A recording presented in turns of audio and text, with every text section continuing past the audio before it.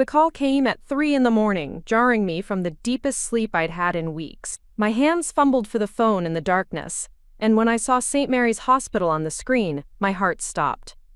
At 72, calls like this only meant one thing. But it wasn't about me.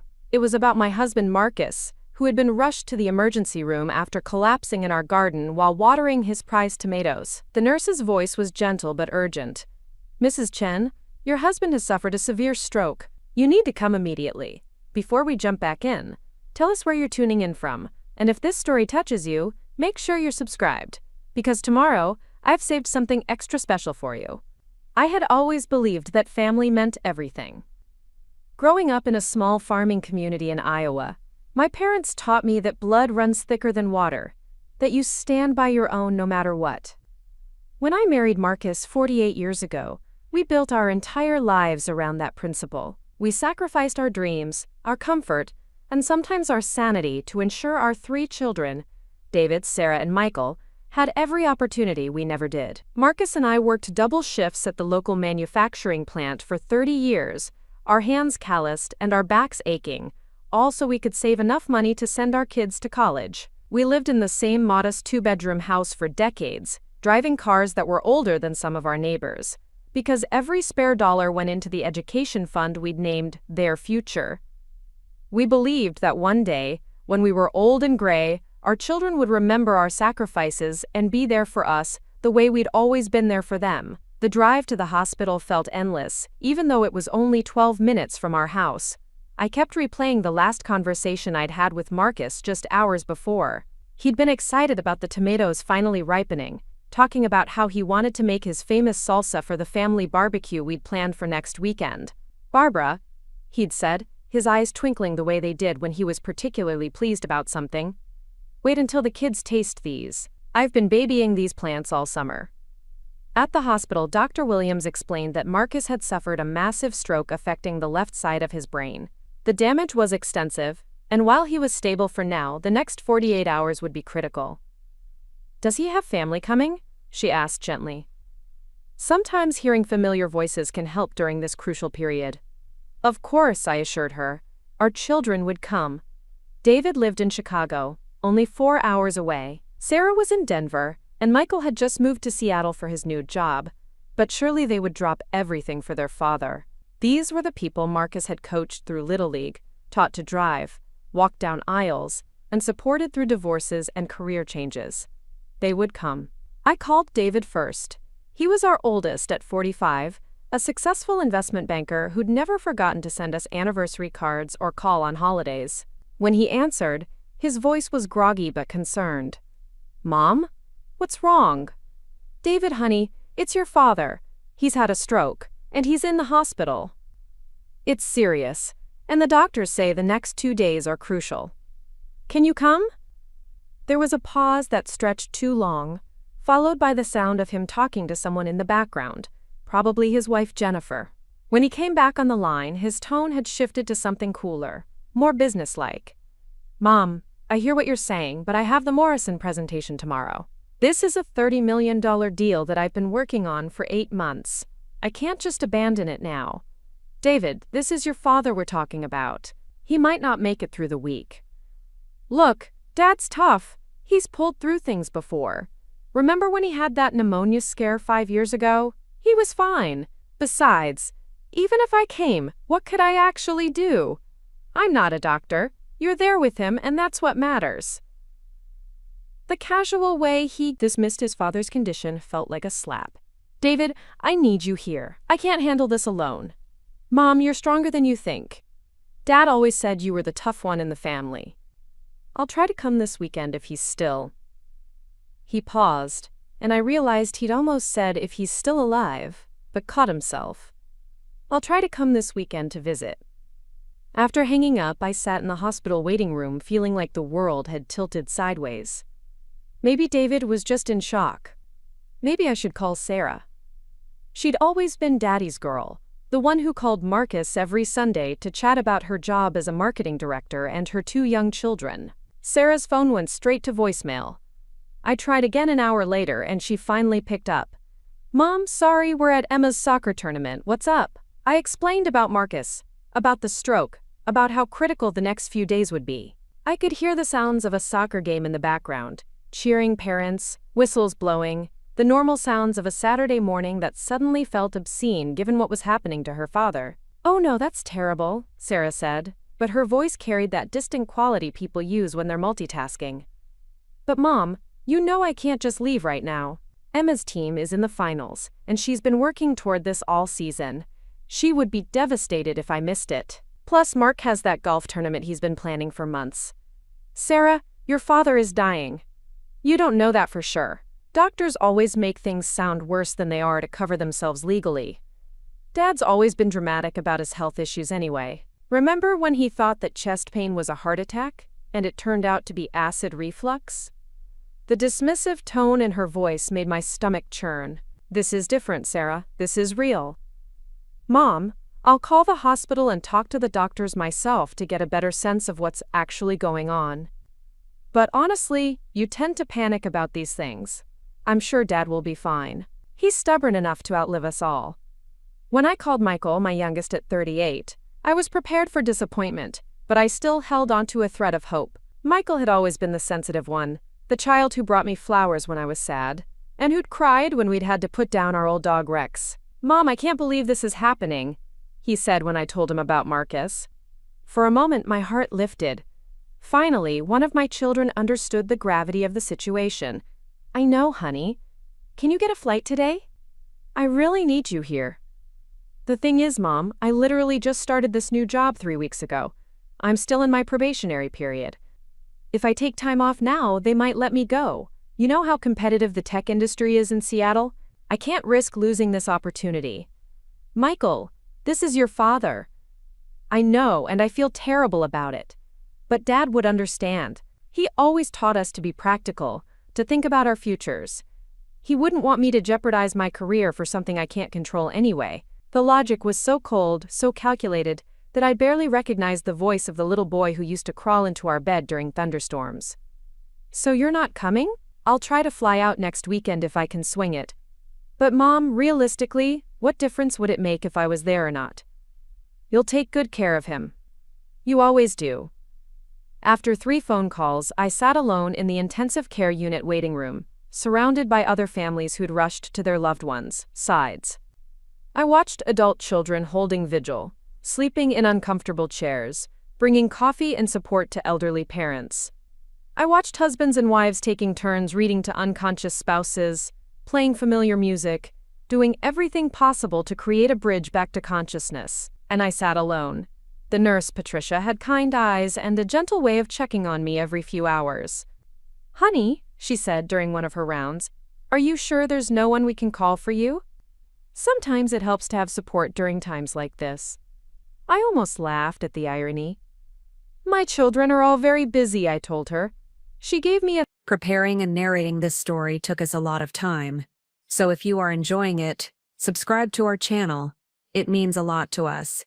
Now, back to the story. look that suggested she'd heard similar stories before. "Well, you just let us know if you need anything at all." For 3 days, I maintained my vigil alone. Marcus drifted in and out of consciousness, sometimes squeezing my hand, sometimes seeming to recognize my voice. The doctors were cautiously optimistic.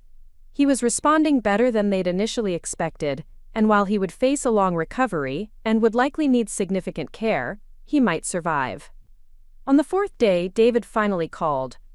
"Mom, how's Dad doing?" "He's stable. The doctors think he's going to make it, but he'll need months of rehabilitation and probably won't be able to live independently anymore." "That's great news that he's stable," David said, though he didn't sound particularly relieved. "Listen, I've been thinking about your situation. This is probably a good time to start making some practical decisions about the future." "What kind of decisions?" "Well, realistically, you can't take care of Dad by yourself. You're 72, Mom. You'll need to start looking into care facilities. And honestly, you should probably think about selling the house. The real estate market is really strong right now, and that property is worth a lot more than you probably realize." I felt something cold settle in my chest. "David, your father isn't even out of the hospital yet." "I know, but these things take time to arrange. Good facilities have waiting lists. And Mom, I hate to be practical about this, but Dad's medical bills are going to be enormous. You'll need to liquidate assets to pay for his care. We have insurance. Insurance doesn't cover everything, especially long-term care. Trust me, I deal with these situations all the time in my line of work. The smart thing to do is sell the house now while the market is hot, move Dad into a care facility, and get yourself into one of those nice senior communities where you won't have to worry about maintenance and emergencies. The speed with which he'd worked out our entire future was breathtaking. David, that house has been our home for 48 years. Mom, it's just a building. What matters is making sure you and Dad get the care you need. Besides, do you really want to spend your golden years worrying about leaky roofs and broken furnaces? That evening, Sarah called with similar advice, though she approached it differently. Mom, I've been doing some research online about stroke recovery, and it's really intensive. Dad's going to need physical therapy, occupational therapy, speech therapy, the works. You can't handle all of that. I can learn. Mom, be realistic. You're not a trained caregiver. Wouldn't Dad be better off in a place where professionals can give him the specialized care he needs? I found this amazing facility about an hour from where you live. It's expensive, but they have a great reputation. An hour away. She wanted to put Marcus somewhere that would make it difficult for me to visit daily. Sarah, I want your father close to me. But Mom, if he's getting better care, isn't that more important than convenience? Besides, maybe this is an opportunity for you to start fresh too. You've spent your whole life taking care of other people. Maybe it's time to think about what you want. The conversation continued with Sarah outlining a future where Marcus and I would live separately, where I would downsize to a small apartment, where our life together would essentially end so that everyone could be more practical and efficient. Michael's call came 2 days later with a slightly different angle but the same basic message. Mom, I feel so bad that I can't be there to help you through this. But I've been thinking, maybe this is one of those situations where professional help is really the best option. Professional help? You know, care managers, social workers, people who specialize in these transitions. I could pay for someone to come evaluate your situation and help you make the best decisions for both you and Dad. Even my youngest child was trying to hand our lives over to strangers. Michael, we don't need strangers making decisions about our family. But Mom, you're overwhelmed. That's totally understandable. These are huge decisions, and you shouldn't have to figure everything out by yourself. The irony was staggering. They were all concerned about me being overwhelmed and making decisions alone. But none of them were willing to come help me, so I wouldn't have to be alone. A week after Marcus's stroke, as he was being transferred to a rehabilitation facility, I sat in our empty house for the first time in days. The silence was deafening. Marcus's reading glasses still sat on the kitchen table next to the newspaper he'd been reading the morning of his stroke. His coffee cup was still in the sink, and his gardening gloves were on the counter where he'd left them before going out to water the tomatoes. The phone rang, startling me out of my reverie. It was David again. Mom, I wanted to follow up on our conversation about getting things organized. Jennifer and I have been talking, and we think it would be really helpful if we came out next weekend to help you start sorting through Dad's things. Sorting through his things? David, your father isn't dead. I know, but realistically, even when he comes home, he's not going to need a lot of the stuff he used to use. His workshop tools, his golf clubs, his books. These things are just going to be taking up space. We could help you decide what to keep and what to donate or sell. There was something in his tone that made me suspicious. What exactly are you planning to do with his things? Well, some of the tools are really high quality. Dad spent a lot of money on that workshop over the years. Those tools could be worth quite a bit if we sold them. And his golf clubs are practically brand new. He just bought that new set last year. I realized that David wasn't talking about donating Marcus's possessions to charity. He was talking about liquidating them for cash. David, those are your father's belongings. Mom, be practical. Dad's not going to be using power tools or playing golf anytime soon, if ever. Why let valuable things sit around gathering dust when they could be converted into money you'll need for his care? And who exactly would get this money from selling your father's possessions? There was a pause. Well, obviously it would go toward Dad's care expenses. But Mom, you have to be realistic about the costs you're facing. Sarah and I have been talking, and we think you should consider letting us help manage your finances during this difficult time. Manage my finances? You've never had to deal with this kind of financial pressure before. We could help you set up a system to make sure all the bills get paid and the investments are handled properly. Sarah's husband Mark is really good with money management. I felt a chill run down my spine. David, are you suggesting that I'm not capable of managing my own finances? Of course not, Mom. We just think you have enough to worry about with Dad's care. Why add financial stress on top of everything else? That night, I couldn't sleep. I kept thinking about the conversations with my children, about their immediate focus on selling our house, disposing of Marcus's belongings, and managing our money. Not one of them had asked how I was holding up emotionally. Not one had offered to simply be present for support. Every conversation had been about logistics, about efficiency, about converting our life into cash that could be properly managed. The next morning, I decided to visit Marcus at the rehabilitation center earlier than usual. When I arrived, I found him more alert than he'd been since the stroke. His speech was still slurred and difficult to understand, but his eyes were clearer. Barbara, he managed to say when he saw me. Kids? Coming? I had been dreading this question. How do you tell your husband of 48 years that not one of his 3 children had bothered to visit him after a life-threatening stroke? How do you explain that they were all too busy, too important, too focused on their own lives to spend a few days with their dying father? They're very busy, honey, I said, taking his hand. But they send their love. He squeezed my hand weakly, and I saw disappointment flicker across his face. Marcus had always been the one to make excuses for the children when they forgot birthdays or skipped family gatherings. He would say they were building their careers, that they had important responsibilities, that we should be proud of how successful they'd become. But even in his diminished state, I think he understood what their absence meant. 2 days later, I received a call that changed everything. It was from Janet Morrison, the loan officer at our bank where Marcus and I had done business for over 20 years. Mrs. Chen, I hope you don't mind me calling, but I wanted to let you know that your son David came in yesterday asking about your accounts. My blood ran cold. What do you mean, asking about our accounts? He said that with your husband's illness, the family was concerned about making sure all your financial affairs were in order. He wanted to know about adding his name to your accounts so he could help manage things during this difficult time. Did you give him any information? Of course not. Those accounts are in your and your husband's names only. But Mrs. Chen, he seemed to know quite a bit about your financial situation already. He mentioned specific account numbers and investment amounts. I thought you should know that he'd been here. After hanging up, I sat staring at the phone, trying to process what Janet had told me. David had driven 4 hours from Chicago not to visit his father in the hospital, but to go to our bank and try to gain access to our accounts. He had our account numbers, which meant he'd somehow gotten access to our financial information. I went to Marcus's desk and opened the drawer where he kept our important papers. Everything was still there, but I noticed that the files seemed to have been reorganized.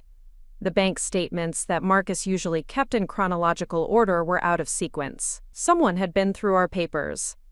The realization hit me like a physical blow. During the week I'd been at the hospital with Marcus, someone had been in our house going through our private financial information. The only people who had keys were our children. I called David immediately. David, I just got a call from the bank. They said you went there asking about our accounts. Mom, I can explain. Jennifer and I were just trying to help. We were worried about you having to handle all the financial stuff on top of everything else with Dad. How did you get our account numbers? Another pause. Well, when I was at the house last month helping Dad with that computer problem, I noticed some of the paperwork on his desk. I just wrote down the information in case there was ever an emergency.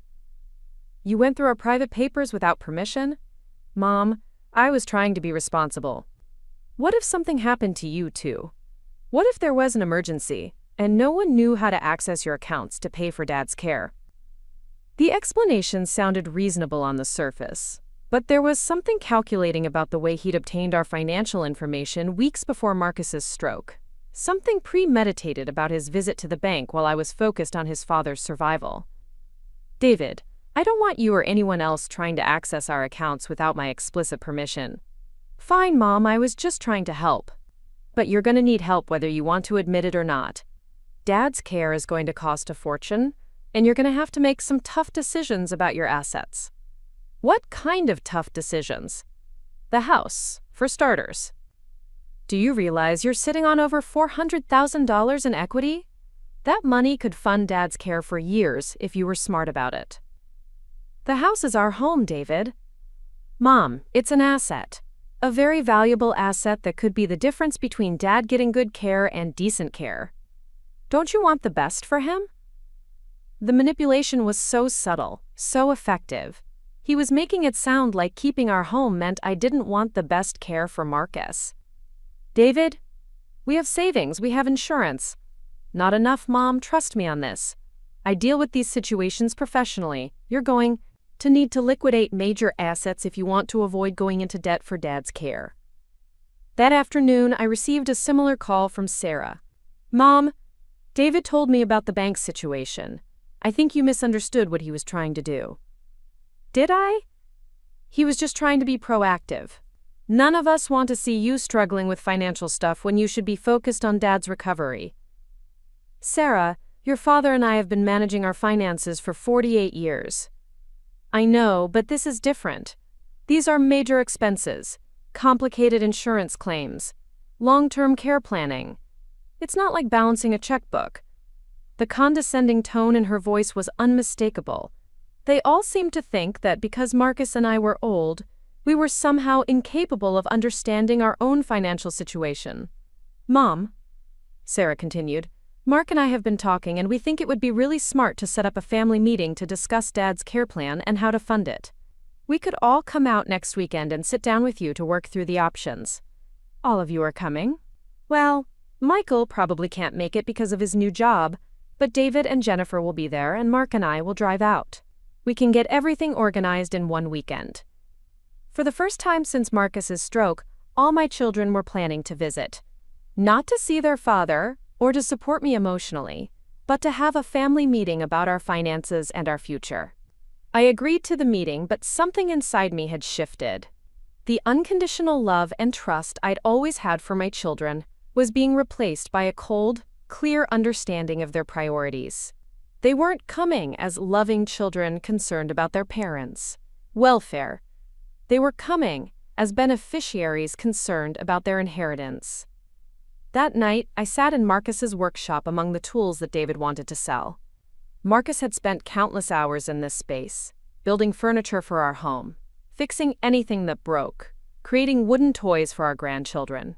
These tools weren't just valuable objects, they were extensions of his hands, repositories of his love and skill. I picked up the hammer he'd used to build our back deck, the saw he'd used to create Sarah's dollhouse, the level he'd used to hang pictures throughout our home. David was right that they were valuable, but their worth had nothing to do with money.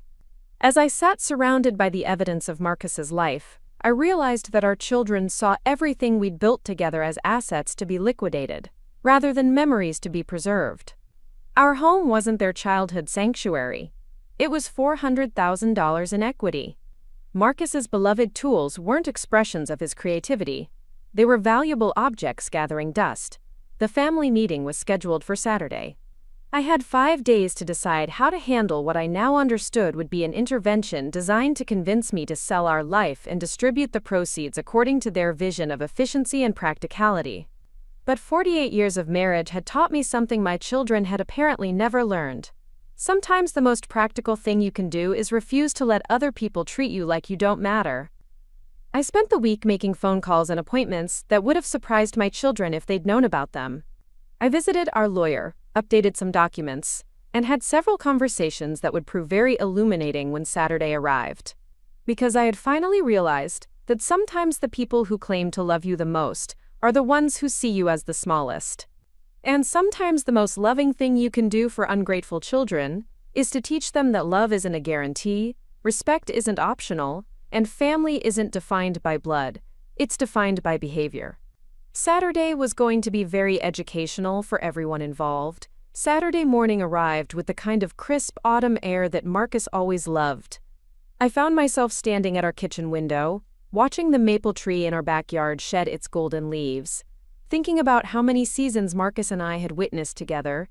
From this exact spot. In a few hours, Our children would arrive for what they believed would be a strategic planning session about dismantling our life together. I had spent the week preparing for this meeting in ways they couldn't imagine.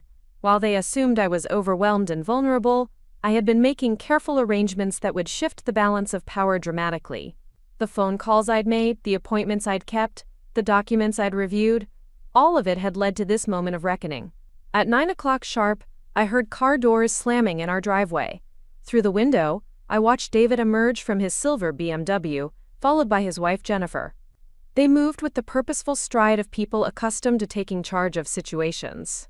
Sarah and her husband Mark pulled up moments later in their white SUV, and I noticed Sarah carrying a leather briefcase, and Mark holding what appeared to be a laptop bag. They came prepared for business. I opened the front door before they could knock, greeting them with the same warm smile I'd worn to every family gathering for decades. "Good morning, everyone. Come in, come in. I've made coffee and those cinnamon rolls you all used to love." Jennifer kissed my cheek with the practiced affection of someone fulfilling a social obligation. "Barbara, you look tired. Are you getting enough sleep?" "Oh, you know how it is. Hard to rest when your mind is busy with so many decisions." David surveyed our living room with the appraising eye of someone calculating square footage and market value. "Mom, we really appreciate you agreeing to sit down and talk through everything today. We know this has to be overwhelming." Sarah set her briefcase on our coffee table with a soft thud.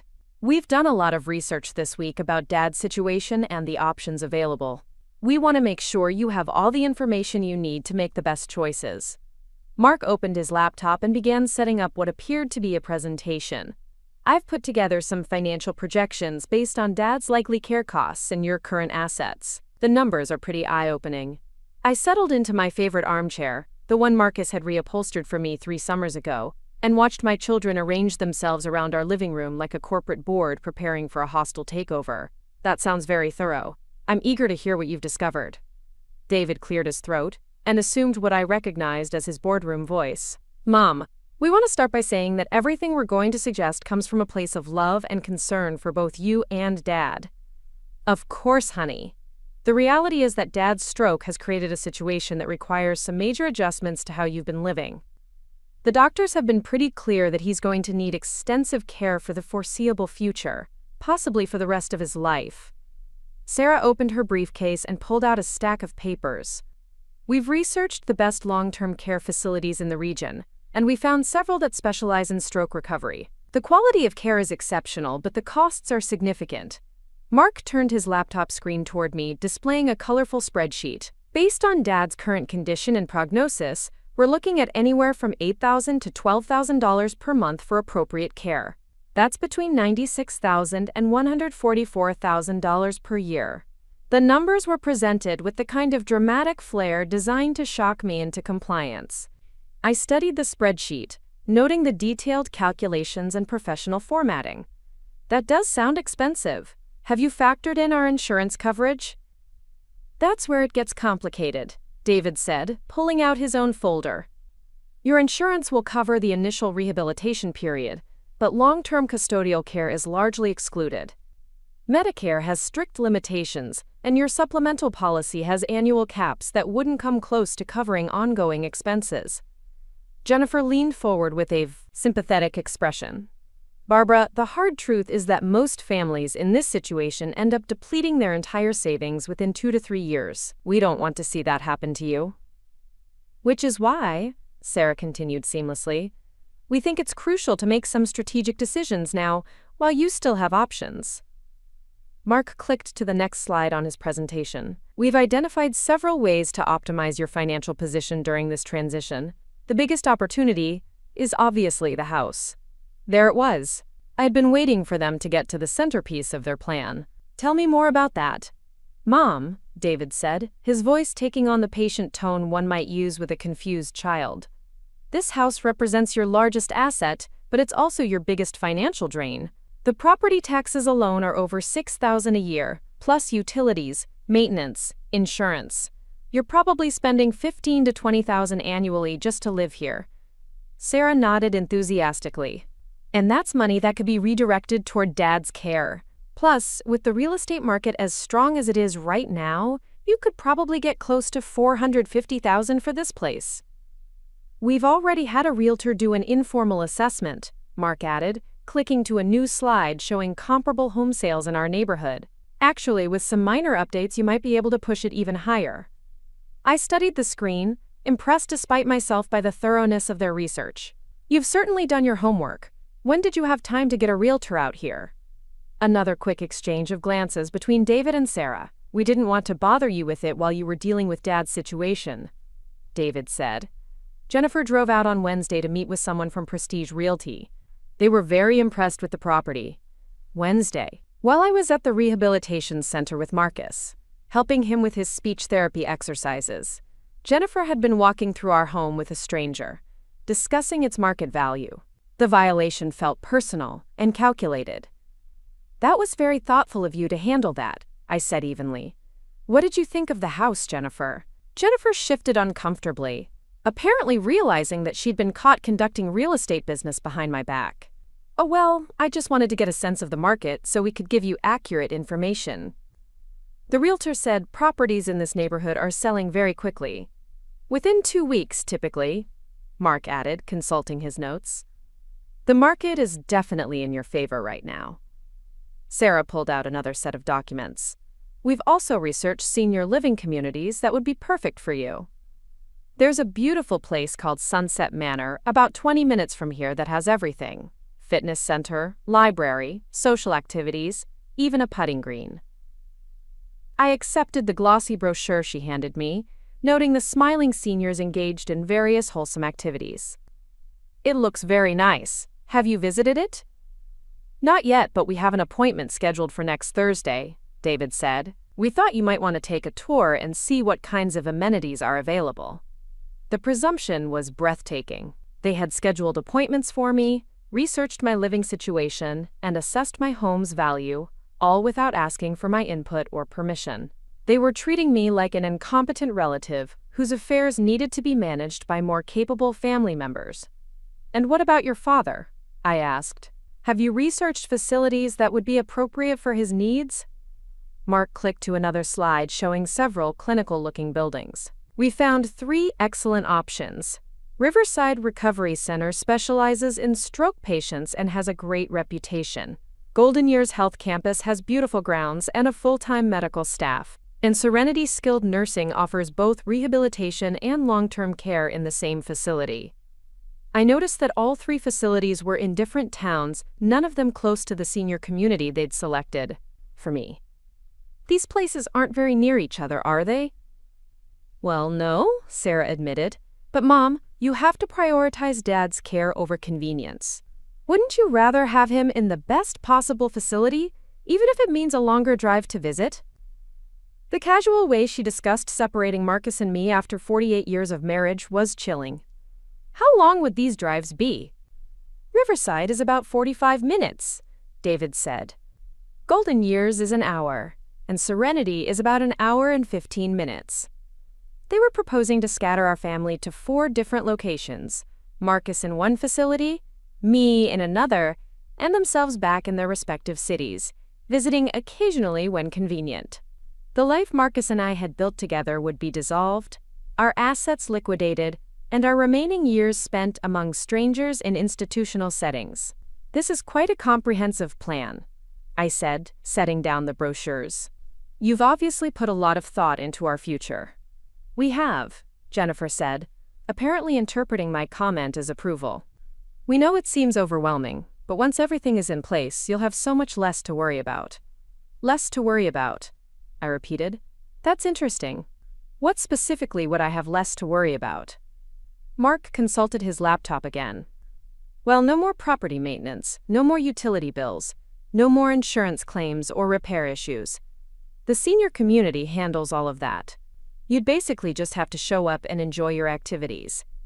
And your finances would be much simpler too, David added. We've researched professional money management services that specialize in senior care funding. They could handle all the payments to Dad's facility, manage your living expenses, and make sure your assets are properly allocated. Professional money management, I said slowly. Would that include access to our accounts? Only in a supervisory capacity, Sarah said quickly. You'd still be in control, but you'd have expert guidance to make sure you don't make any costly mistakes during this stressful time. What kind of costly mistakes? David and Sarah exchanged another look. Well, for instance, David said carefully, some people in your situation get emotionally attached to keeping the family home and end up depleting their savings on maintenance and property taxes instead of using that money for care. Or they might be reluctant to sell belongings that have sentimental value but could be converted to cash for medical expenses, Sarah added. I understood now. They considered my emotional attachment to our home and Marcus's possessions to be character flaws that would interfere with the efficient conversion of our life into liquid assets. Speaking of belongings, Jennifer said, we were thinking we could help you sort through Marcus's things this weekend. You know, decide what's worth keeping and what might be better off sold or donated. What kinds of things did you have in mind? Well, his workshop is full of expensive tools that he's obviously not going to be using anymore, Mark said. Those could bring in several $1,000s if we sold them properly. His golf clubs too, David added. He just bought that new set last year for, what, $2,000? There's no point in them sitting in the garage. Sarah nodded. And honestly, Mom, his book collection is extensive. Some of those first editions might be worth quite a bit to collectors. They had inventoried our entire house, calculating the resale value of Marcus's life while he lay in a rehabilitation center trying to relearn how to speak. The books he'd collected over decades, the tools he'd used to build our deck and fix our neighbors' broken fences, the golf clubs he'd saved for months to buy, all of it reduced to dollar signs in their strategic plan. You've thought of everything, I said. Tell me, when did you have time to assess the value of your father's belongings so thoroughly? Another uncomfortable pause. We didn't do formal appraisals or anything, David said. We just noticed some things when we were here last month that seemed valuable. Last month when you copied our account numbers from your father's desk? The accusation hung in the air like smoke. Jennifer flushed red, and Mark suddenly became very interested in his laptop screen. David's jaw tightened, and Sarah's eyes narrowed. Mom, David said in a carefully controlled voice, I explained that situation to you. I was trying to be prepared for emergencies. Emergencies like this family meeting? What's that supposed to mean? I stood up and walked to the window, looking out at the garden where Marcus had collapsed 2 weeks ago. The tomatoes he'd been watering were still there, unpicked and rotting on the vine. It means that I've spent the last week making some phone calls of my own, learning some very interesting things about the real situation we're facing. What kind of phone calls? Sarah asked, and I could hear the edge of worry in her voice. Well, for instance, I called our insurance company to verify your claims about coverage limitations. It turns out that Dad's policy includes long-term care benefits that would cover about 60% of his care costs for up to 5 years. The silence that followed was deafening. Mark's fingers froze over his keyboard, and David's mouth opened slightly. I also called Medicare to understand their coverage policies. Turns out that skilled nursing care following a stroke is covered much more extensively than you suggested. Jennifer shifted in her seat. Barbara, insurance policies can be confusing. Sometimes the representatives don't explain all the limitations. Oh, they were very thorough, I interrupted. In fact, they sent me detailed explanations of our benefits. Would you like to see them?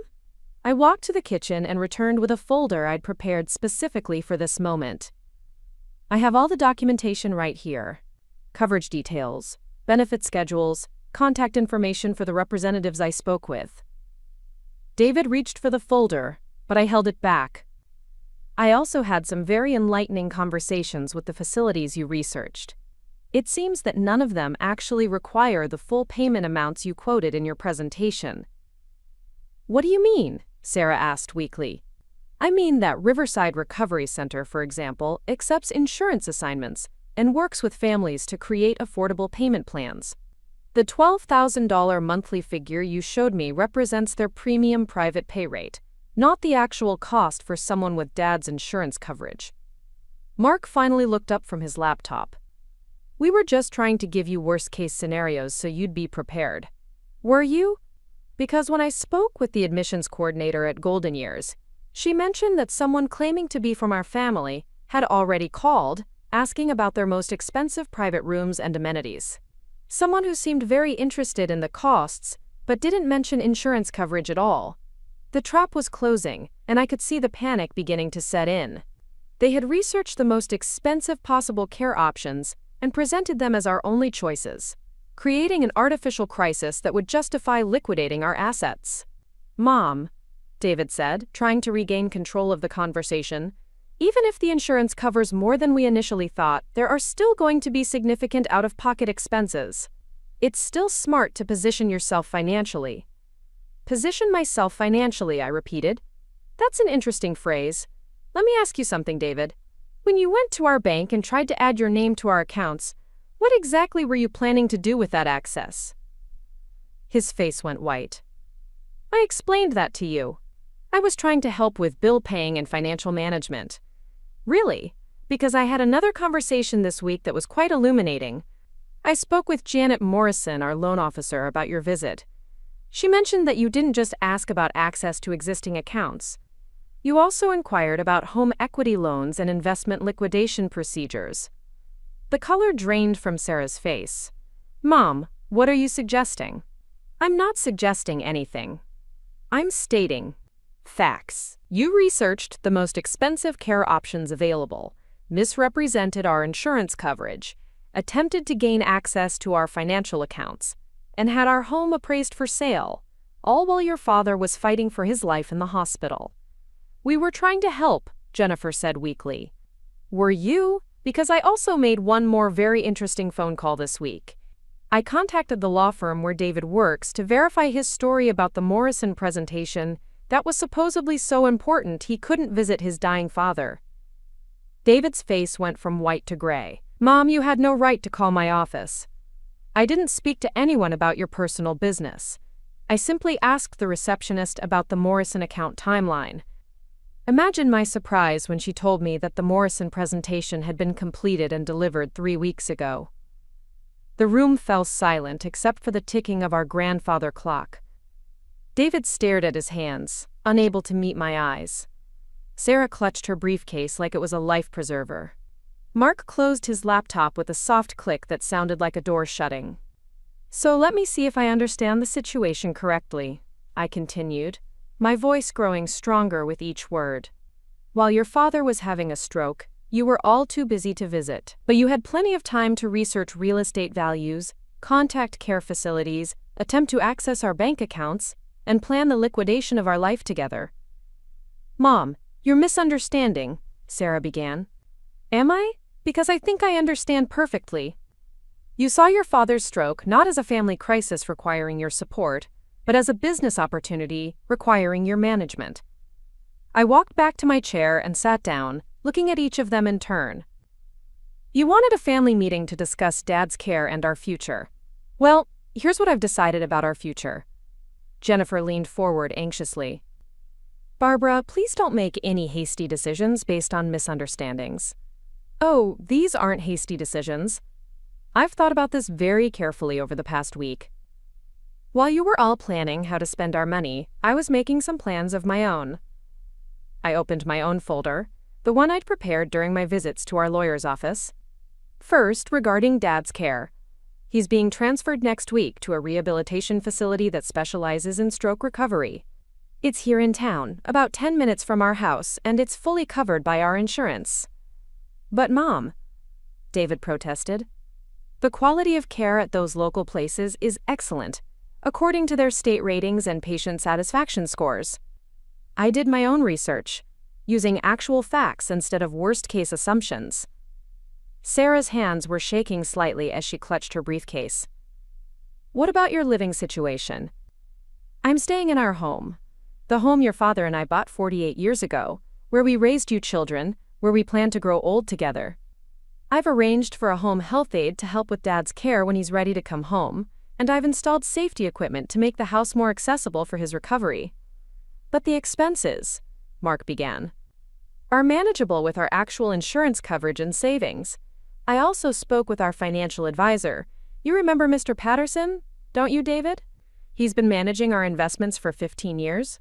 He assured me that we're in excellent financial shape to handle Dad's care without liquidating any major assets. The mention of our financial advisor, someone they hadn't known about or factored into their calculations, sent another wave of panic across their faces. As for Dad's belongings, I continued, his tools will stay in his workshop where he left them. His books will remain on his shelves where he can see them when he comes home. And his golf clubs will wait in the garage for the day he's strong enough to use them again, even if that day never comes. Jennifer made one last desperate attempt. Barbara, we're just worried about you taking on too much responsibility. You're 72 years old, and caring for someone with Dad's condition is incredibly demanding. You're right that I'm 72, but I'm also a grown woman who's been taking care of herself and her family for 5 decades. I don't need my children to manage my life, my finances, or my decisions. I stood up again, signaling that the meeting was coming to an end. There is one more thing we need to discuss, though: your inheritance. The word hung in the air like a thunderclap. David straightened in his chair. Sarah's eyes widened. Mark and Jennifer exchanged worried glances. See, all this talk about liquidating assets and managing our finances got me thinking about what happens to our estate when your father and I are gone. And I realized that we needed to make some updates to our will. Updates? Sarah's voice was barely a whisper. Well, our current will was written when you were all young adults, just starting your careers. It seemed natural then to leave everything to our children, assuming they would honor our memory and use their inheritance wisely. I paused, letting the implications sink in. But this week has taught me something important about wisdom and honor and family values. It's taught me that the people who see your life as assets to be liquidated while you're still living probably shouldn't be trusted with those assets after you're gone. David found his voice. Mom, you can't be serious. I'm very serious. Yesterday morning, I went to our lawyer's office and made some significant changes to our estate planning.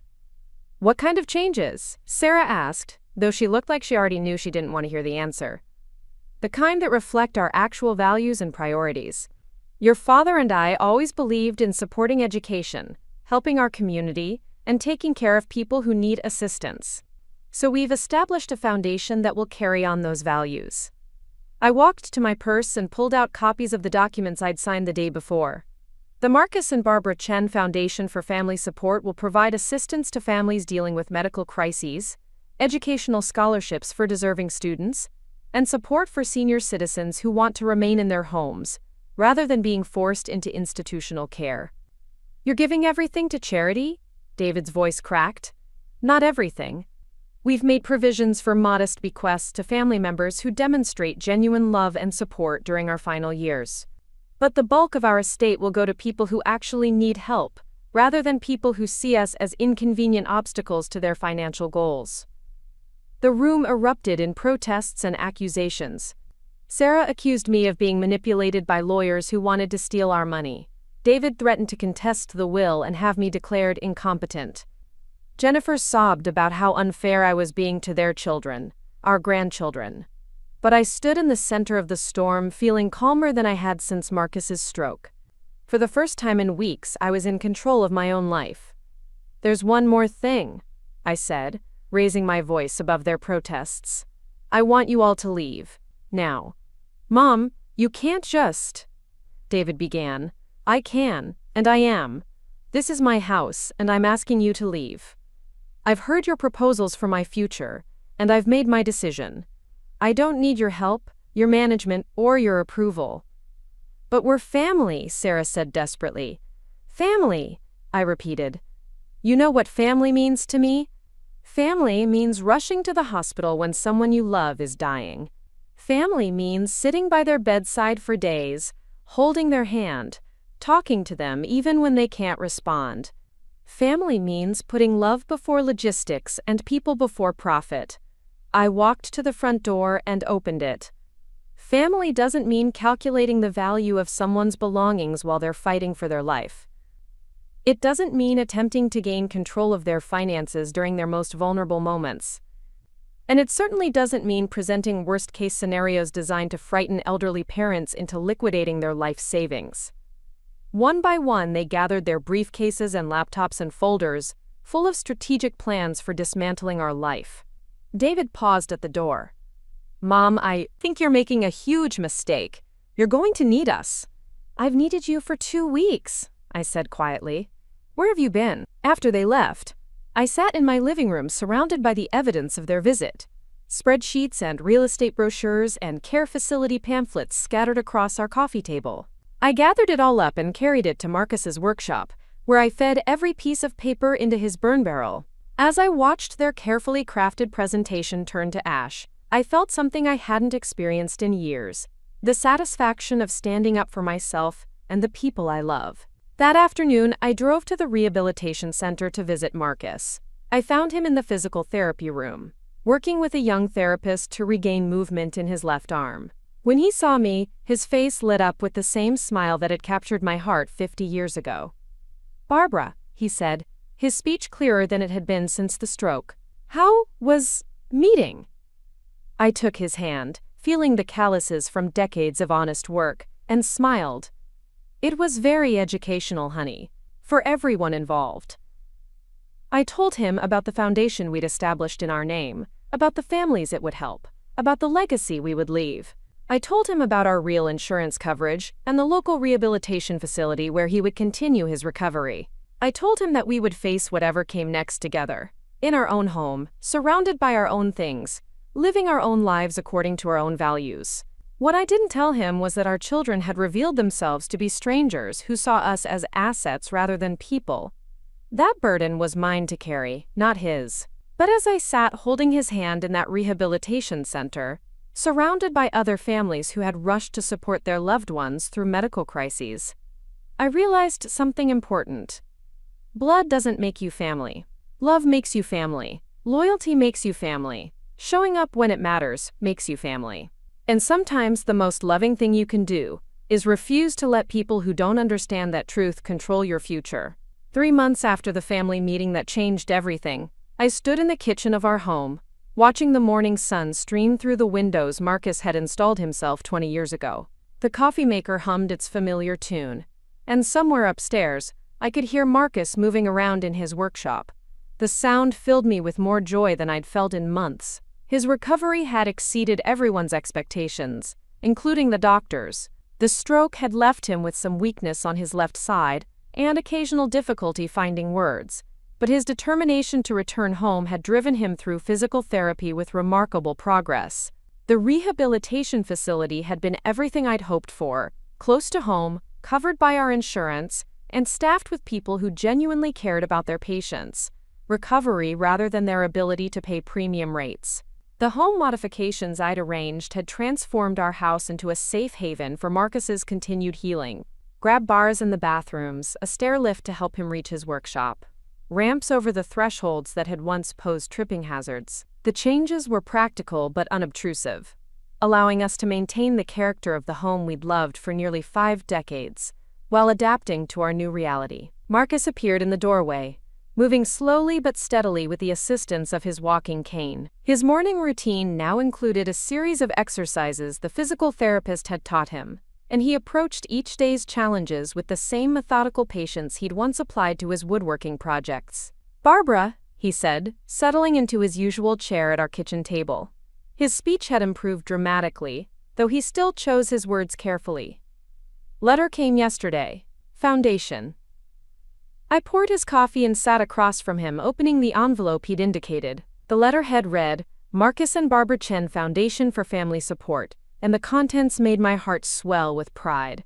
In just 3 months, our foundation had already assisted 12 families dealing with medical emergencies, providing funds for everything from transportation to distant hospitals to temporary housing for relatives providing care. "Look at this," I said, reading aloud. "The Martinez family in Cedar Falls. Their daughter needed emergency surgery, and the foundation covered their hotel expenses for 2 weeks while she recovered. They wrote to thank us." Marcus smiled, the expression transforming his face in the way that still made my heart skip after 48 years of marriage. "Good," he said simply. "Helping. The irony wasn't lost on me that while our own children had been too busy to help during our crisis, we were now helping other families navigate similar challenges. The foundation had become more than just a financial decision. It was a source of purpose and meaning that enriched our days in ways I hadn't anticipated. The phone rang, interrupting my thoughts. The caller ID showed David's number, and I hesitated before answering. In the 3 months since our confrontation, he'd called sporadically, usually late at night, sometimes with the slurred speech that suggested he'd been drinking. The conversations followed a predictable pattern: apologies mixed with accusations, self-pity alternating with attempts at manipulation. "Hello, David. Mom, I've been thinking about our conversation back in October. I know I said some things that upset you, but I've been going to counseling, trying to understand where things went wrong." I'd heard variations of this speech before. "That's good, David. Self-reflection is important. The thing is, I realize now that I was just scared. Seeing Dad so sick, facing the possibility of losing him, it made me panic. I wasn't thinking clearly about what was best for you and Dad. I was just trying to solve problems the way I do at work, with spreadsheets and projections." The explanation sounded rehearsed, polished by repetition and therapeutic guidance. "What does your counselor say about that?" "She says that people often respond to family crises by trying to take control of situations they can't actually control. That's what I was doing with all those financial plans and care facility research. I thought if I could just organize everything, it would somehow make Dad's illness less scary." There was a grain of truth in his words, buried beneath the careful psychological language. Fear could indeed drive people to seek control in inappropriate ways. But fear didn't explain the calculated nature of his actions, the secret copying of our financial information, the unauthorized real estate appraisal, the attempt to gain access to our bank accounts. I appreciate you sharing that with me, David. It sounds like you're learning some valuable things about yourself. I am. And Mom, I want you to know that I've talked to Sarah and Michael too. We all realize that we handled everything wrong. We should have been there for you and Dad instead of trying to manage your lives from a distance. This was new.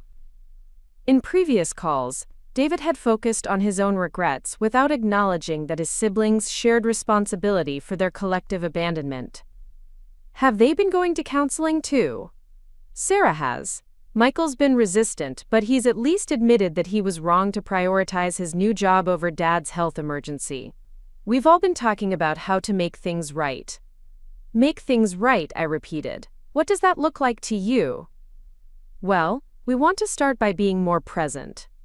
Actually visiting, actually helping with Dad's care, instead of just offering advice from hundreds of miles away. And Mom, we want to prove to you that we're not the selfish people we seemed like during that awful time. The sincerity in his voice was compelling, and for a moment I felt the old maternal instinct to forgive and forget, to welcome my children back into our lives with the unconditional love I'd always shown them. But 3 months of peace and clarity had taught me to distinguish between genuine remorse and strategic contrition. That sounds like a positive direction, David. How are you planning to demonstrate these changes? We want to visit for Thanksgiving. All of us, together, so we can show Dad how much we love him and show you that we understand what family really means. Thanksgiving. The holiday when families traditionally gathered to express gratitude for their blessings. There was a certain poetic justice in the timing of their proposed reconciliation. We could help with the cooking and cleaning, spend quality time with Dad, maybe even work on some of those home projects he's been talking about.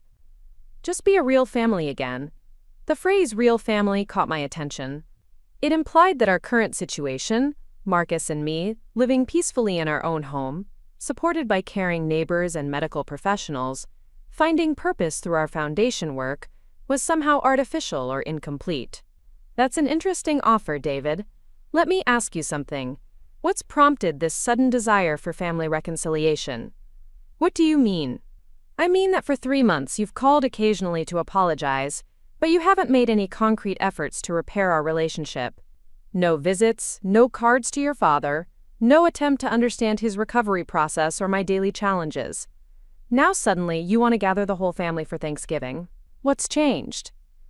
There was a pause that stretched too long, followed by the sound of papers rustling in the background. Mom, I don't think it's fair to say we haven't made efforts. We've been respecting your space, giving you time to work through your anger about the situation. Respecting my space, I said slowly. Is that what you call it? We didn't want to overwhelm you with constant contact while you were dealing with Dad's recovery. But enough time has passed now that we thought you might be ready to move forward. The clinical language bothered me. They had been respecting my space and now believed enough time had passed for me to be ready to move forward. It sounded like a prescribed grief timeline rather than genuine family reconciliation. David, can I ask you something honestly? Have you spoken with our lawyer recently? Another long pause. What kind of question is that? A straightforward one. Have you or your siblings had any contact with Mr. Patterson or his office in the past few months? Mom, why would we contact your lawyer? The deflection told me everything I needed to know. That's not an answer to my question. Look, if you're asking whether we've tried to get information about your will or the foundation you set up, the answer is no, we wouldn't do that. But he hadn't denied contacting the lawyer, only claimed they hadn't sought information about specific documents. The distinction was telling. Actually, David, Mr. Patterson called me last week. It seems someone claiming to be concerned about my mental competency contacted his office, asking about procedures for challenging estate documents. The silence that followed was deafening. I could almost hear the wheels turning as David calculated how to respond to being caught in another deception. Mom, that wasn't us. Maybe someone else in the family, like Aunt Ruth or Cousin Linda, was worried about you after hearing about Dad's stroke.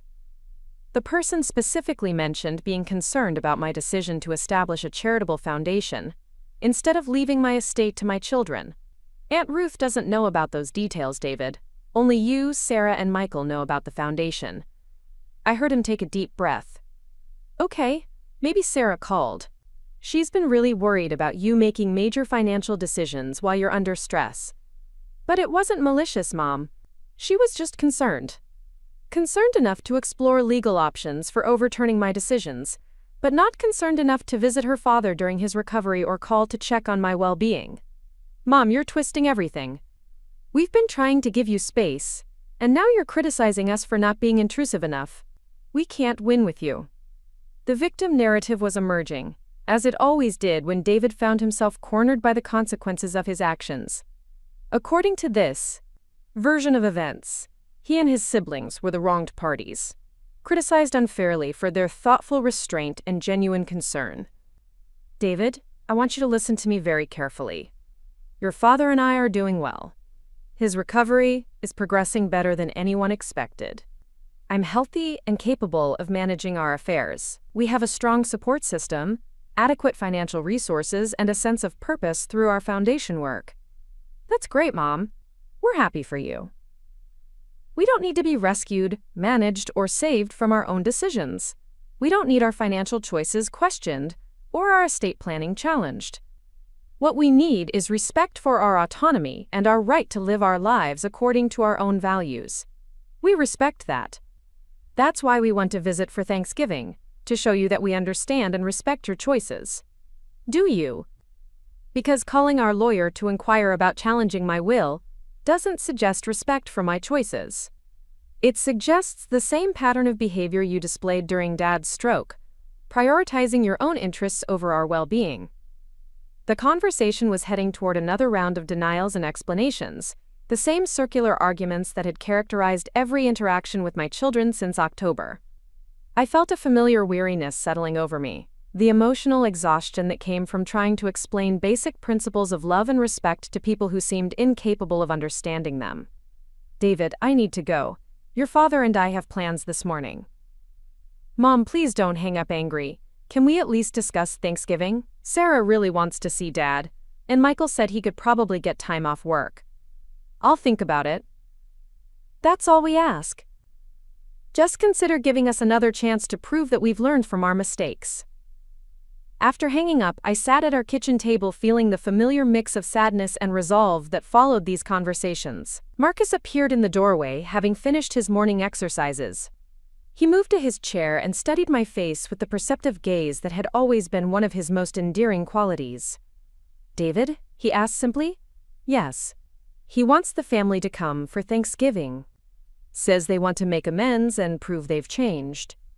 Marcus nodded slowly, processing this information with the same careful consideration he brought to all decisions these days. "What do you think?" I looked at my husband. This man who had spent 3 months working tirelessly to regain his strength and independence, who faced each day's challenges with dignity and determination, who had never once complained about the children's absence during his darkest hours. I think people show you who they are through their actions, not their words. And I think we've seen quite clearly who our children are when things get difficult. But Thanksgiving, Marcus said thoughtfully. Family tradition. He was right that Thanksgiving had always been important to our family. For decades, we had hosted elaborate dinners, welcoming not just our children but their friends, neighbors who had nowhere else to go, anyone who needed a place to belong. Our dining room table had stretched to accommodate extra guests, and our hearts had stretched to embrace anyone who walked through our door. "We could have Thanksgiving," I said slowly, "but it doesn't have to be with them." Marcus raised an eyebrow, inviting me to explain. "What if we invited the families from the foundation, the people we've helped this year, and maybe some of the staff from your rehabilitation center? We could have a real celebration of gratitude and community." His face lit up with understanding. "New family." "Exactly. The family we've chosen, and the family that's chosen us." Over the following weeks, we began planning a Thanksgiving celebration that reflected our current values and relationships rather than our biological obligations. I contacted several families the foundation had assisted, inviting them to join us for dinner. I reached out to the nurses and therapists who had supported Marcus's recovery, extending the invitation to include their families. The response was overwhelming. The Martinez family, whose daughter's surgery the foundation had helped fund, offered to bring traditional Mexican dishes to complement our turkey. Patricia, the kind nurse from the hospital who had checked on me during Marcus's crisis, accepted gratefully, explaining that she usually worked holidays and rarely had the chance to enjoy a home-cooked meal with friends. Dr. Williams, who had guided us through Marcus's initial treatment, surprised me by accepting the invitation and offering to bring her famous sweet potato casserole. Even Janet Morrison from the bank, who had protected our accounts from David's unauthorized access attempts, asked if she could join us with her elderly father, who lived with her. As the guest list grew, so did my excitement about the holiday. This would be a gathering of people who understood the true meaning of family. Not the people who shared your DNA, but the people who showed up when you needed them, who celebrated your victories and supported you through your struggles. 2 weeks before Thanksgiving, Sarah called. Her voice carried the same strategic sweetness I remembered from her childhood when she wanted something badly enough to deploy her most persuasive manner. "Mom, I wanted to follow up on David's conversation about Thanksgiving. We've all been so excited about the possibility of being together as a family again." "Actually, Sarah, your father and I have already made plans for Thanksgiving." "Oh, that's perfect. We can work around whatever you've planned." "Are you going to Ruth's house this year? We could meet you there." "No, we're hosting dinner here. But we've already invited our guests, and the table is full." There was a pause as Sarah processed this information. "What guests?" "Friends. People who've become important to us over the past few months." "Mom, surely you can make room for your own children. These friends will understand that family comes first." The assumption that blood relatives automatically took precedence over chosen relationships was exactly the kind of thinking that had led to our current estrangement. "Actually, Sarah, these people are family to us now. They've earned that place at our table." "Earned it how?" "By being present when we needed them. By caring about Dad's recovery without calculating its financial impact on their inheritance. By treating us like people they love rather than assets they manage." "Mom, that's not fair." "We love you and Dad." "Do you?" Because love isn't a feeling, Sarah. It's a choice you make every day through your actions. And your actions during Dad's stroke showed us very clearly where your priorities lie. We made mistakes. We've admitted that. But we're trying to make it right. Making it right would have meant visiting Dad during his rehabilitation. Making it right would have meant calling to check on me, instead of calling our lawyer to explore ways to challenge my will.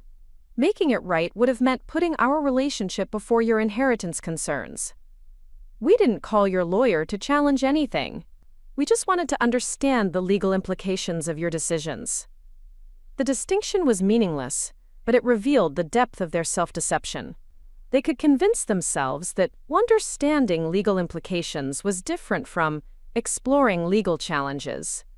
Just as they had convinced themselves that their absence during Marcus's crisis was respecting our space, rather than abandoning us when we needed them most. Sarah, I want you to listen carefully. Your father and I are building a life based on relationships with people who actually care about our well-being.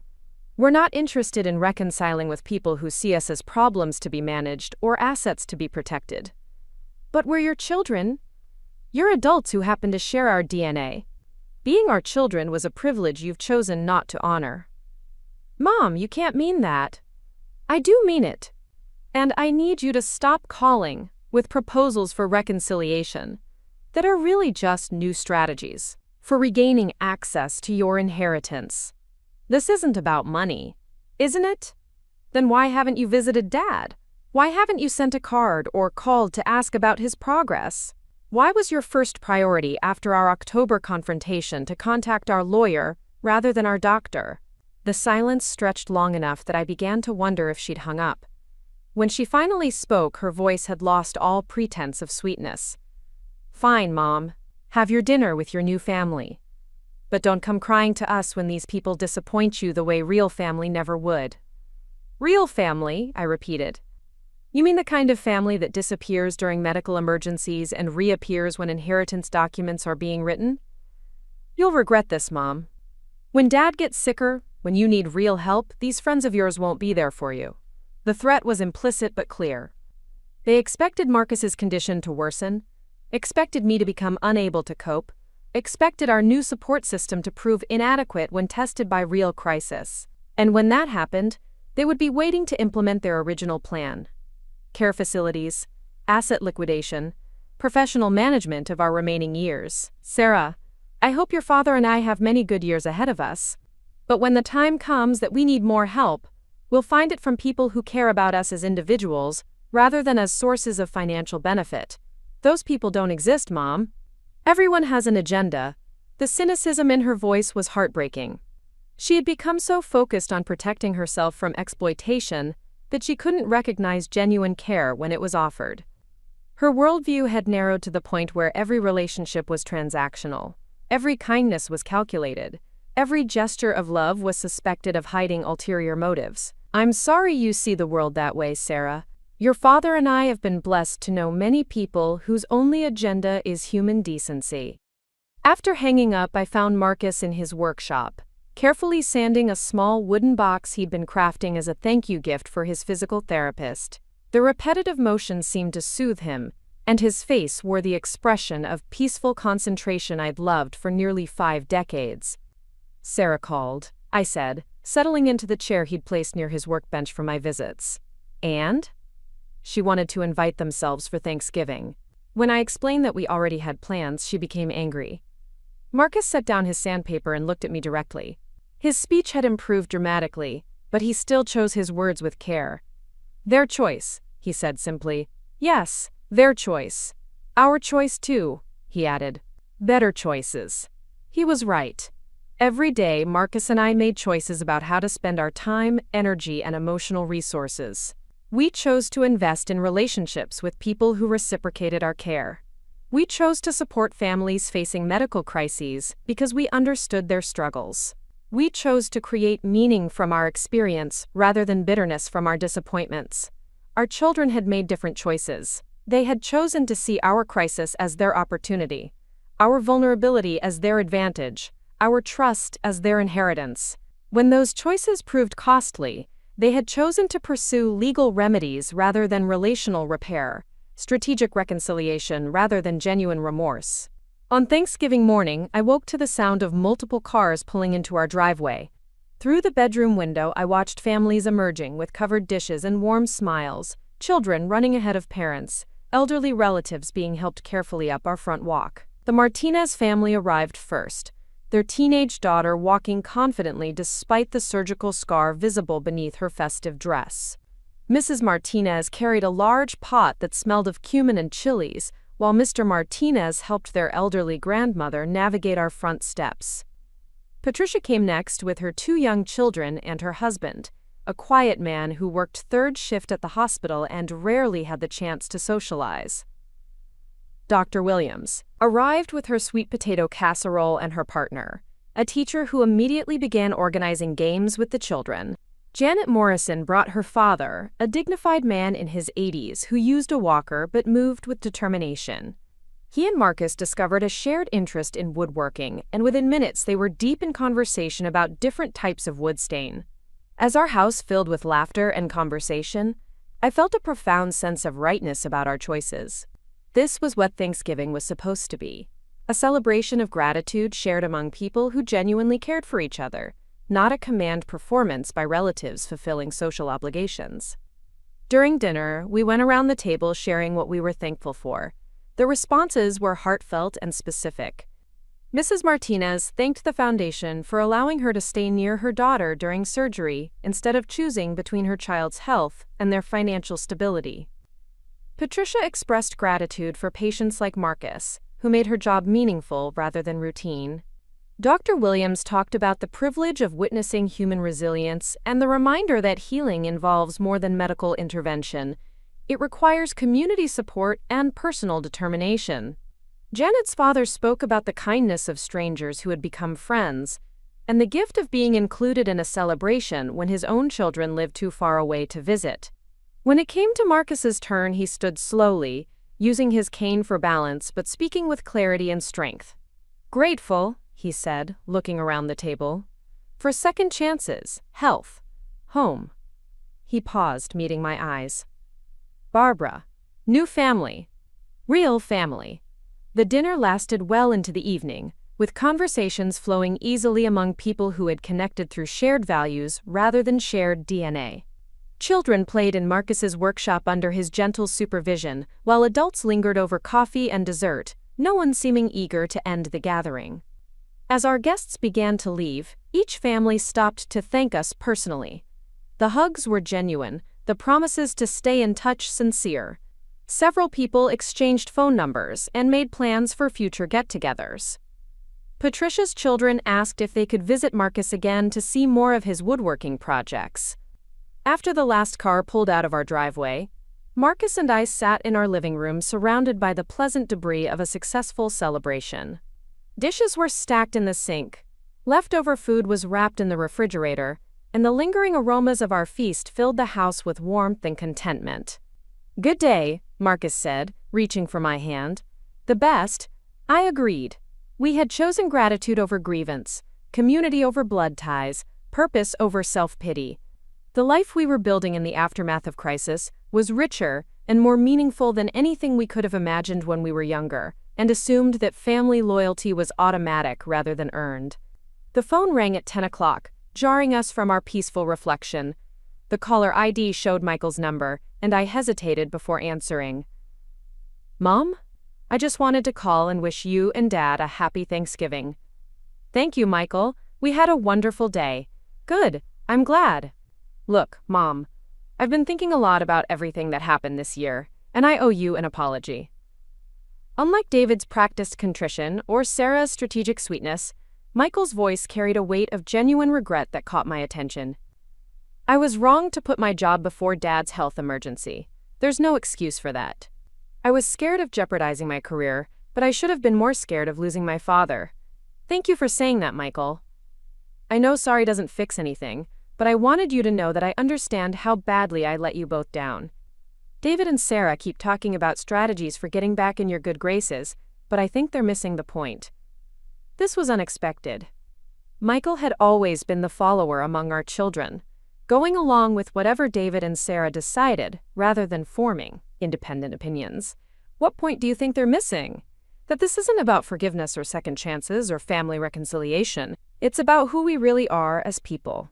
And the truth is, when you and Dad needed us most, we proved that we're not the people you raised us to be. The honesty was refreshing after months of calculated apologies and strategic explanations. What do you think happened to the people we raised?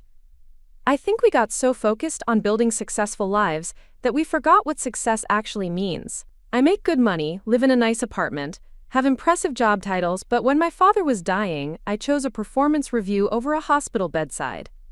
He paused, and I could hear the sound of traffic in the background. He was calling from outside, perhaps walking the streets of Seattle while working through his thoughts. David and Sarah think they can fix this with the right approach, the right words, the right timing. But you can't fix character, Mom. You either have it or you don't. And we've shown you that we don't. Michael, people can change. People can learn from their mistakes and make different choices going forward. Maybe. But change has to come from actually wanting to be better, not from wanting to get something. And honestly, I think David and Sarah are still primarily motivated by protecting their inheritance. The admission was stunning in its candor. What about you? I don't know. I'd like to think I'm motivated by genuine remorse, but how can I be sure? How can any of us trust our own motives when there's money involved?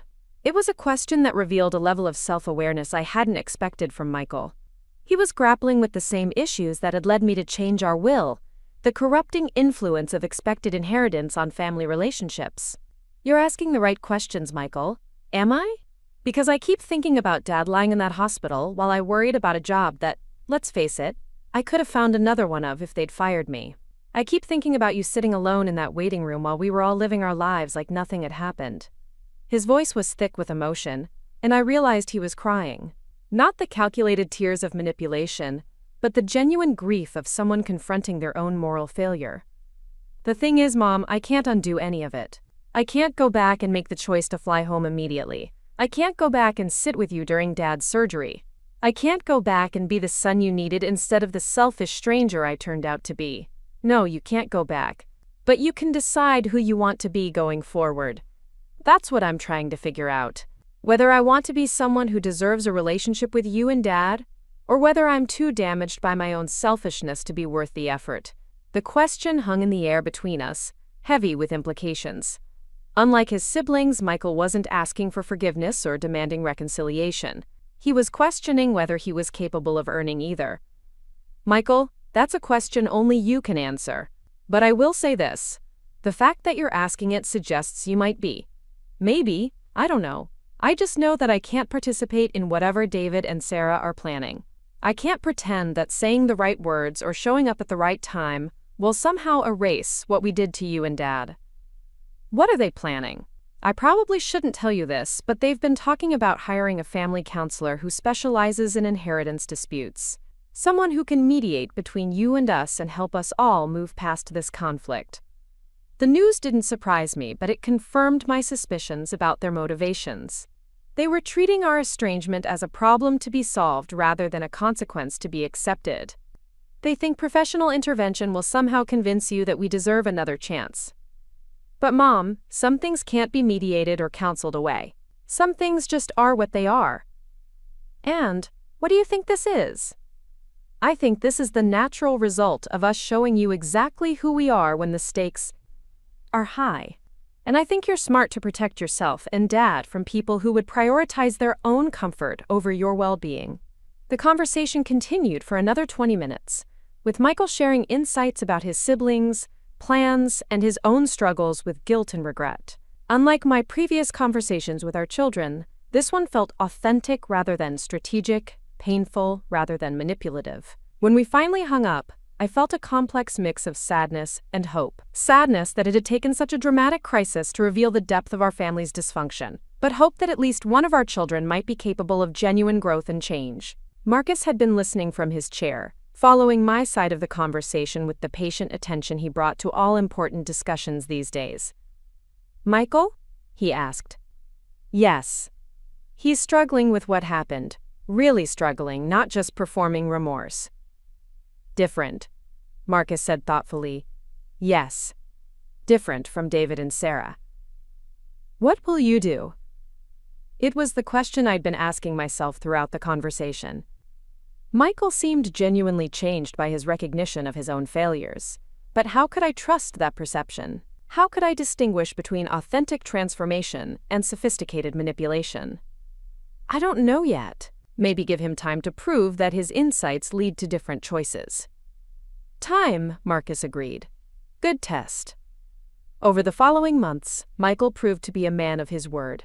He didn't call with requests for reconciliation or proposals for family meetings. Instead, he sent cards to Marcus during his continued recovery, sharing updates about his own life without asking for responses or forgiveness. The cards were thoughtful and specific, mentioning details from our conversations that showed he was actually listening rather than simply fulfilling obligations. He wrote about books he was reading that reminded him of stories Marcus used to tell, about woodworking classes he'd started taking as a way of connecting with his father's interests, about volunteer work he'd begun at a local senior center. Most significantly, he never mentioned the inheritance, the foundation, or our changed will. His communications focused entirely on rebuilding a relationship with us as people, rather than positioning himself as a deserving beneficiary.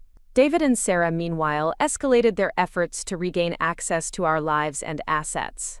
The family counselor Michael had warned me about contacted me in January, explaining that she'd been hired to facilitate healing within our family system.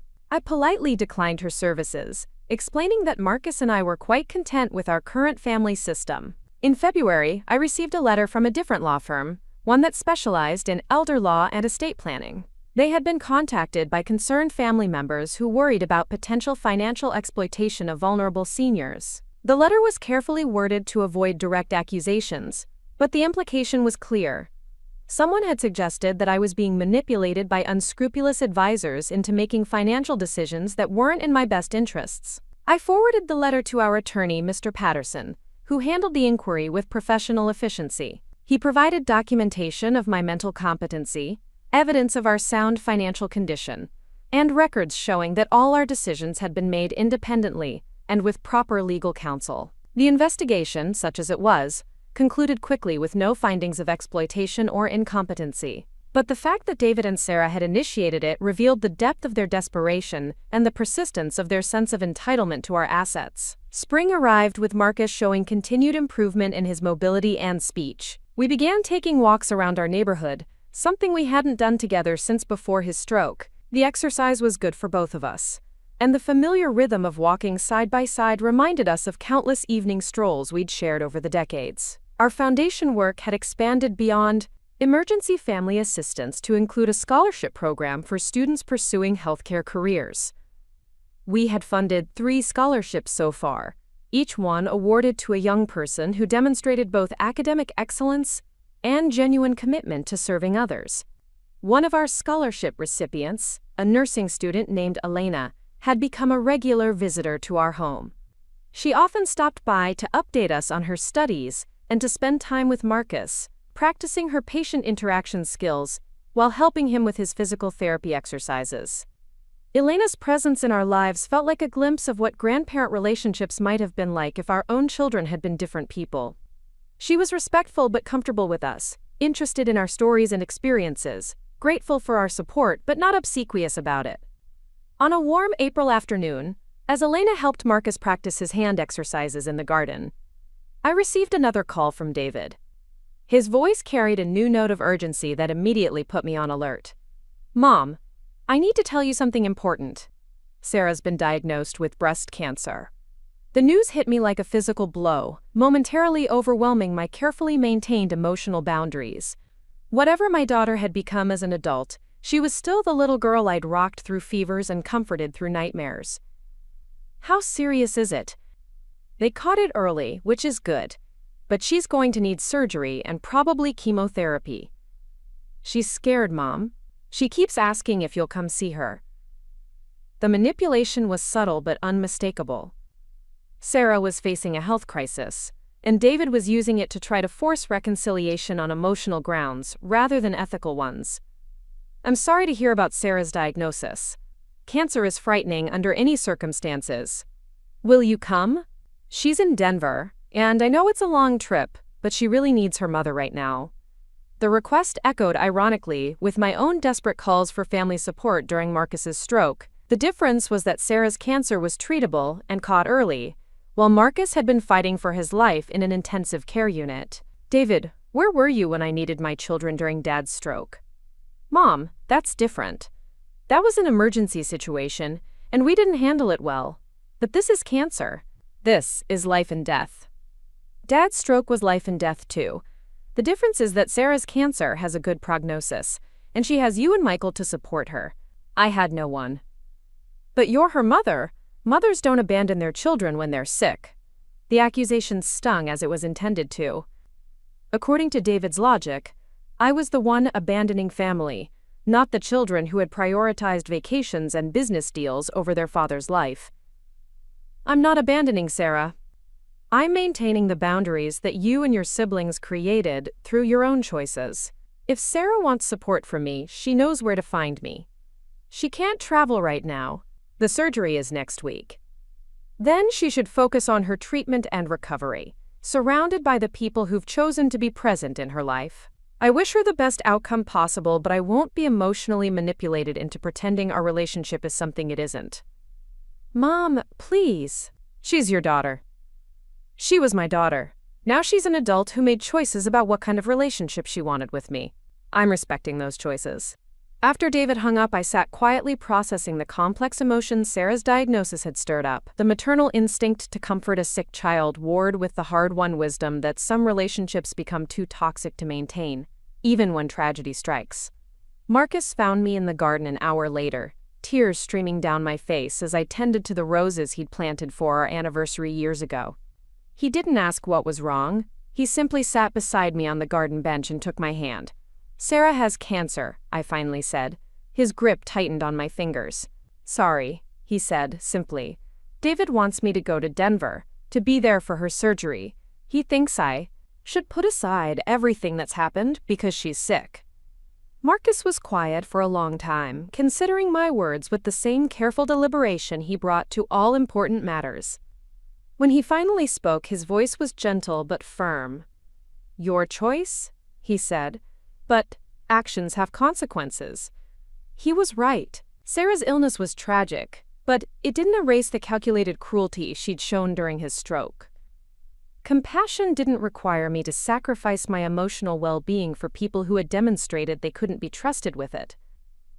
That evening, I sent a card to Sarah wishing her strength during her treatment. It was the gesture of one human being to another facing illness. Nothing more, nothing less. Up next, you've got 2 more standout stories right on your screen. If this one hit the mark, you won't want to pass these up. Just click and check them out.